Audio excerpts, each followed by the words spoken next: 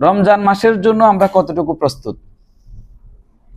আমরা যেহেতু নামাজের ব্যাপারে একটু আলোচনা হলো, আসেন তারাবির নামাজ নিয়ে আমরা একটু কথা বলি। তারাবির নামাজ যে আমরা পড়ি, আমাদের তারাবির আসলে আমরা যে পদ্ধতিতে তারাবি পড়তেছি, 20 রাকাত নামাজকে আমরা তো আলহামদুলিল্লাহ পড়তেছি। এখন 20 রাকাত নামাজ তারাবিকে পড়তে গিয়ে আমরা যে পরিমাণ তাড়াহুড়ো করি, এটা কি আসলে শরীয়ত সম্মত কিনা, এই ব্যাপারে একটু আমরা জানা দরকার।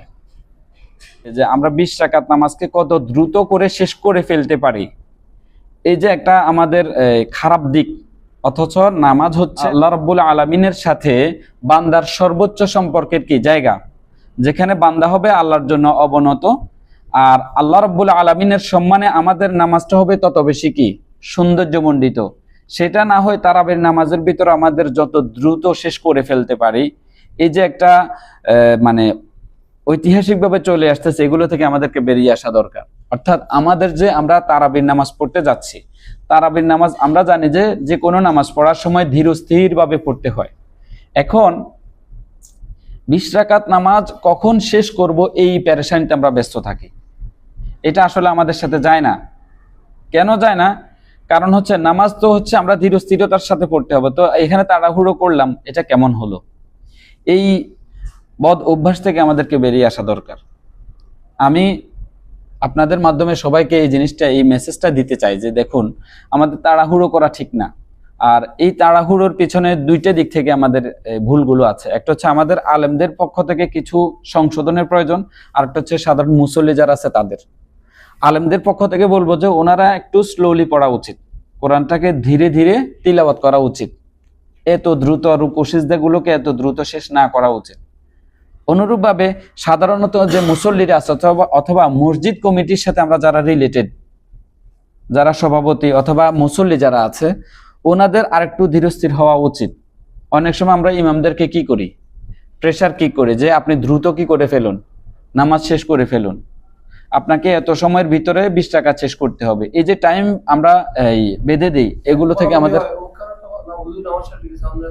হ্যাঁ আপনার এত দেরি কেন, ওই মসজিদে শেষ হয়ে গেছে, আপনার এত দেরি হচ্ছে কেন? হ্যাঁ, এগুলো থেকে আমাদেরকে বেরিয়ে আসতে হবে। দেখেন আমি এখানে দুইটা মানে সতর্কতামূলক আল্লাহ রাব্বুল আলামিন কি শেখাচ্ছেন। প্রথমত হচ্ছে সূরা মুজাম্মিলের ভিতরে আল্লাহ রাব্বুল আলামিন বলতেছেন যে ওয়ারাত্তিলিল কুরআনা তারতিলা, তোমরা তারতিলের সাথে কোরআনকে তিলাওয়াত করো। সুবহানাল্লাহ। তারতিল কাকে বলে? তারতিলের অনেক ব্যাখ্যা আছে, আমি শুধু এটুকু বলি যে সুস্পষ্টভাবে বিশুদ্ধ রূপে পবিত্র কোরআনকে তিলাওয়াত করার নামই হচ্ছে তারতিল। অর্থাৎ আমরা যখন তিলাওয়াত করব, তিলাওয়াতের সময় থেমে থেমে ধীরে ধীরে ধীর গতিতে সুন্দর করে তার প্রত্যেকটা হরফ, শব্দ, বাক্যকে, কোরআনের এগুলোকে তার যথাযথ মর্যাদায় রেখে তিলাওয়াতের নামই হচ্ছে তারতিল। সুবহানাল্লাহ। তো এইভাবে আমাদেরকে তিলাওয়াত করতে হবে। যেমন আল্লাহ রাসূল সাল্লাল্লাহু আলাইহি ওয়াসাল্লাম যখন তিলাওয়াত করতেন, তখন প্রত্যেকটা আয়াতের পরে উনি থামতেন। সুবহানাল্লাহ। উনি থেমে থেমে ধীরে ধীরে তিলাওয়াত করতেন, টেনে টেনে। এখন আমরা যখন তিলাওয়াত করি, দুঃখজনক হলেও সত্য যে শুধু ইমাম সাহেব বা হাফিজ সাহেব উনি বুঝেন উনি কি তিলাওয়াত করতেছেন, আর পেছনে যে মুসল্লি যারা আছে ম্যাক্সিমামরাই না বুঝারই অবস্থা হয়, বুঝে না। তো আমরা বলবো যে এগুলো থেকে আমাদের বেরিয়ে আসা উচিত। আর একটা হচ্ছে আমাদের মুসল্লিদেরকে সংশোধন করা দরকার, নিজেদেরকে নিজেরা।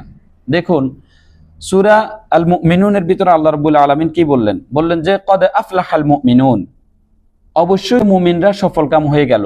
কারা? আল্লাযীনা হুম ফি সালাতিহিম খাশিউন, যারা তাদের নামাজের ভিতরে ভীত অবনত। সুবহানাল্লাহ। অর্থাৎ তারা নামাজকে এমন ভাবে আদায় করে যে আল্লাহকে ভয় করে। যেমন তারা নামাজের ভিতরে যখন থাকে তখন সিজদার জায়গার দিকে তাকিয়ে থাকে, রুকু অবস্থা যেখানে তাকাতে হবে সেখানে তাকিয়ে থাকে, অন্য মনস্ক হয় না।